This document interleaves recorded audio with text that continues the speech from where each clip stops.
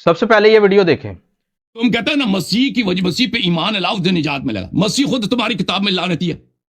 مسیح جو ہمارے لیے، یہ میرے الفاظ ہیں، یہ تمہارے بولس کے الفاظ ہیں. مسیح جو ہمارے لیے لعنتی بنا، صلیب پہ چڑھے، وہ تو لعنتی ہوتا ہے.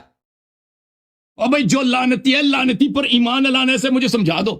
جی آپ نے یہ ویڈیو دیکھی، میری گزارش ہے اس ویڈیو کو آپ نے پورا دیکھنا اور اس ویڈیو کو ضرور آگے شیئر کرنا ہے. یہ جو ویڈیو آپ نے دیکھی یہ شیعہ فرقہ کے کالم ہے. انہوں نے اپنی ویڈیو میں کہا کہ بائبل مقدس خداوند یسوع مسیح کو لعنتی قرار دیتی ہے، لہٰذا بائبل مقدس خداوند یسوع مسیح کی توہین کر رہی ہے. بائبل مقدس میں لکھا ہوا ہے کہ جس کے پاس حکمت کی کمی ہے وہ مجھ سے مانگے. میں ان بھائی صاحب کو یہ کہنا چاہتا ہوں کہ آپ کی باتیں ظاہر کر رہی ہیں کہ آپ کو حکمت کی اشد ضرورت ہے. تو آپ اگر بائبل مقدس کو پڑھ رہے ہیں تو خدا سے یہ حکمت بھی مانگے کہ خدا آپ کو یہ سمجھنے کی توفیق دے جو آپ پڑھ رہے ہیں. جو آیت انہوں نے پڑھی ہے وہاں پر لکھا ہے کہ وہ ہمارے لیے لعنتی بنا، لیکن یہ کہہ رہے ہیں کہ وہاں پر لکھا ہے کہ وہ لعنتی تھا. تو لعنتی تھا اور لعنتی ہونے میں زمین سمان کا فرق ہے، یہ بات سمجھ لیں. تو بائبل مقدس خداوند یسوع مسیح کو لعنتی نہیں کہہ رہی، بلکہ وہ یہ لازم کہہ رہی ہے کہ وہ لعنتی بنا. اب وہ کیوں بنا یہ آپ ہم سے لازم پوچھ سکتے ہیں، یہ آپ کا فرض ہے کہ یار یہ کیوں لکھا ہوا ہے ایسا. تو بائبل مقدس توہین نہیں کر رہی خداوند یسوع مسیح کی، نہ ہی کوئی جو ہے وہ فتویٰ جاری کر رہی ہے ایسا جس طرح سے آپ بیان کر رہے ہیں. نہیں، یہ ضرور کہہ رہی ہے کہ وہ لعنتی بنا. اب میں آپ کو بتاتا ہوں کہ وہ لعنتی کیوں بنا. اگر ہم پرانے عہد نامے کو دیکھیں تو آدم اور حوا سے گناہ ہوا، خدا اور انسان کے درمیان کیا آ گئی؟ جدائی آ گئی. اسی طرح سے حصہ بہ حصہ جو ہے وہ خدا نبیوں کے ذریعے سے کلام کرتا رہا. یہ ساری باتیں ہونے کے بعد بھی خدا اور انسان کے درمیان جو جدائی تھی آدم اور حوا کے جو وقت میں پڑ چکی تھی وہ ایسے نہیں ہو پائی، وہ ایسے ہی رہی.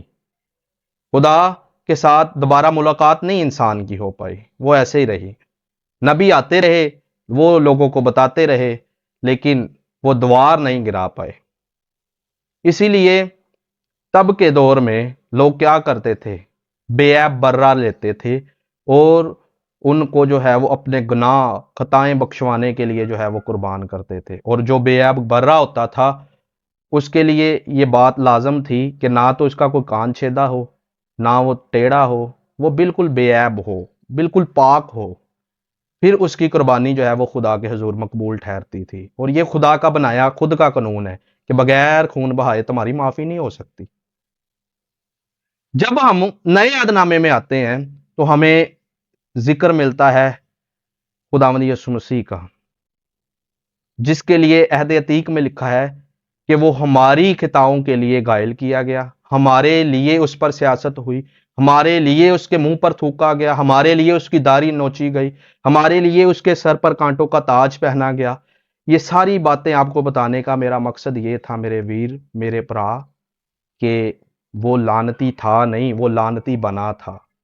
ہم اس لائق نہیں تھے کہ خدا کے ساتھ ڈائریکٹ ہو جاتے، کیونکہ جو کام آدم اور حوا نے کر دیا تھا اس کی وجہ سے ہم ڈائریکٹ خدا کے ساتھ ملاقات نہیں کر سکتے تھے. تو ایک ایسے عالمگیر کفارے کی ضرورت تھی، ایسے بے عیب برے کی ضرورت تھی، ایسے خون کی ضرورت تھی جو ہماری ملاقات ڈائریکٹ کروا دیتا. اسی لیے بائبل مقدس میں لکھا ہو کہ بیلوں بچڑوں سے ممکن نہیں تھا. تو خدا کہ بے عیب برے خداوند یسوع مسیح نے ایک ہی بار اپنا لہو بہا کر ہمیں مول لیا، ہمیں خرید لیا. اور جو لعنت آپ کے لیے گوارا تھی، جو سزا آپ کے لیے گوارا تھی، وہ اس نے خود برداشت کی. ایک مثال کے ذریعہ سے آپ کو میں سمجھانا چاہتا ہوں کہ اگر کوئی بادشاہ حاکم وقت آ کر آپ کو یہ کہے کہ تمہارے جا گناہ معاف ہوئے، تو آپ کتنے خوش ہوں گے کہ یار جس بات کی مجھے سزا ملنی چاہیے تھی یہ جو ہے وہ میری خطائیں معاف ہو گئی ہیں، میرے گناہ معاف ہو گئے ہیں. تو آپ کے لیے وہ شخص کیا ہوگا؟ وہ حاکم وقت کیا ہوگا؟ وہ آپ کے لیے مسیحا ہوگا، نجات دہندہ ہوگا. اسی طرح بائبل مقدس بھی خداوند یسوع مسیح کو نجات دہندہ کے طور پر پیش کرتی ہے اور بتاتی ہے. خداوند یسوع مسیح خود فرماتے ہیں کہ ابن آدم کھوئے ہوں کو ڈھونڈنے اور نجات دینے آیا ہے. وہ بے عیب تھے. خداوند یسوع مسیح نے خود اپنی زبان مبارکہ سے فرمایا کہ کون ہے جو مجھ میں گناہ ثابت کرے. تو وہ لعنتی میرے لیے اور آپ کے لیے بنا، لعنتی تھا نہیں. جو سزا آپ کے لیے تھی وہ اس نے خود برداشت کی. میں آپ کو اس کا بھی تھوڑا سا بیک گراؤنڈ بتانا چاہتا ہوں یہ جو صلیبی موت تھی یہ لعنتی موت تھی. جو شخص ڈاکو ہوتا تھا یا جس نے کوئی جرم کیا ہوا ہوتا تھا اس کو اس علاقے کے باہر جو ہے وہ لٹکا دیتے تھے تاکہ آتا جاتا شخص آئندہ کوئی بھی ایسی غلطیاں خطا نہ کرے. تو خداوند یسوع مسیح کے متعلق تو لکھا ہے کہ وہ تمام باتوں میں ہماری طرح آزمایا گیا لیکن پھر بھی بے گناہ رہا.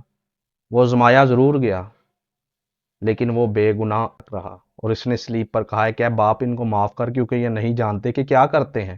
یہ ساری باتیں میرے ویر بتانے کا آپ کو مقصد یہ تھا کہ بائبل مقدس کو پڑھیں، ویسے پڑھیں جس طرح سے بائبل مقدس میں لکھا ہے.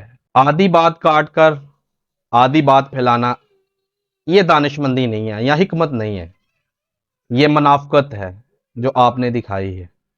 تو بائبل مقدس خداوند یسوع مسیح کو لعنتی نہیں کہتی، بلکہ یہ ضرور کہتی ہے کہ وہ لعنتی بنا.